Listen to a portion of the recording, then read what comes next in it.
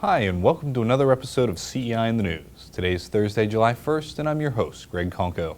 And I'm Nicole Chandela with a brief look at some of CEI's recent appearances in the media. The Supreme Court handed down its decision in Free Enterprise Fund v. Public Corporation Accounting Oversight Board this week.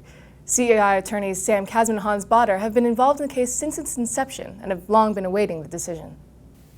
Sam, Hans, and the other attorneys representing the Free Enterprise Fund argued that the structure of the accounting board, named PCAOB for its acronym, violated separation of powers principles because it's an executive branch agency, but members aren't subject to appointment or discipline by the U.S. President. It has the power to set legally enforceable rules and levy taxes, but it isn't supervised by anyone directly accountable to voters. Bit of a taxation without representation problem we fought a little war over some years ago. The Supreme Court agreed in part, though the decision was a mixed bag. The court disagreed with CEI's argument that giving the Securities and Exchange Commission sole authority to appoint PCAOB members violates the appointment clause. But the court did find that the president's inability to remove board members was unconstitutional.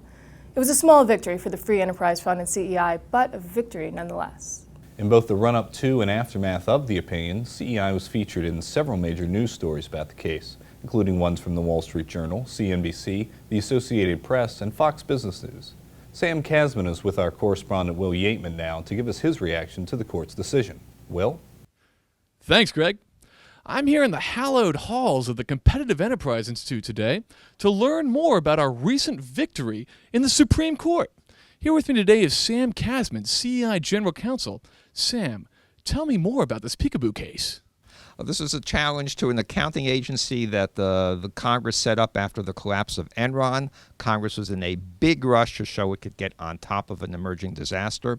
And, of course, they ended up creating yet another disaster.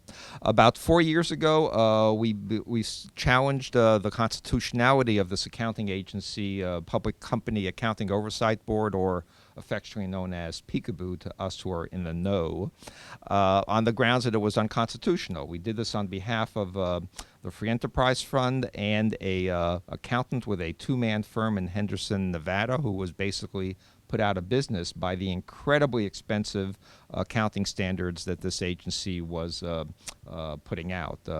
These standards produce practically no public benefit unless you were an accountant of one of the big 8 accounting firms for whom it was really a full employment act. Yeah. Finally, we got a Supreme Court ruling after having lost in both district court and in the U.S. Court of Appeals for the D.C. Circuit. By a narrow majority, 5-4, the court held that PCAOB was in fact unconstitutional because its officers were doubly removed from being tossed out of office by the president, which sounds like a technicality, but in fact means they were largely unaccountable. And that in turn can explain a huge amount of the economic devastation they imposed on this country. We did not win a ruling on our claim that they had been appointed unconstitutionally, but in my view, once you get a ruling that any aspect of something you're fighting is unconstitutional, that is cause for celebration, something about which Mr. Yateman knows very well. What the ultimate results of this ruling are, I think it's hard to tell at this point. The PCAOB itself will remain in business, but I suspect its bosses will be doing business a little bit differently. I certainly hope so. And a number of other federal entities whose members have been acting as if they're oblivious to the public may well change their manner of operating. So it's a good decision, and I think the future will end up showing it may be even a great decision. Slim majority, big victory. Thanks, Sam. Back to you, Greg. Thanks, Will. In other news, the push in Congress for a so-called internet kill switch is making a lot of people nervous. Senator Joe Lieberman says the switch is a national security measure and that the president should be able to turn off the internet when the country is under attack by tech-savvy terrorists. Obviously, Joe Lieberman has been watching too many movies lately. While the ability to turn off the internet may have come in handy in Hackers or Die Hard 4, CEI's Wayne Cruz argues that the real world doesn't need an internet kill switch. Wayne was interviewed by Fox News' Andrew Napolitano a few days ago on the issue. Here's a clip. I don't put it that way. The way I put it is the president is granted emergency powers that could conceivably let him overrule what the private sector says. Now, Lieberman's claim is that the old Communications Act of '36 already allowed this, but that world had no internet. That was just a basic telecom world.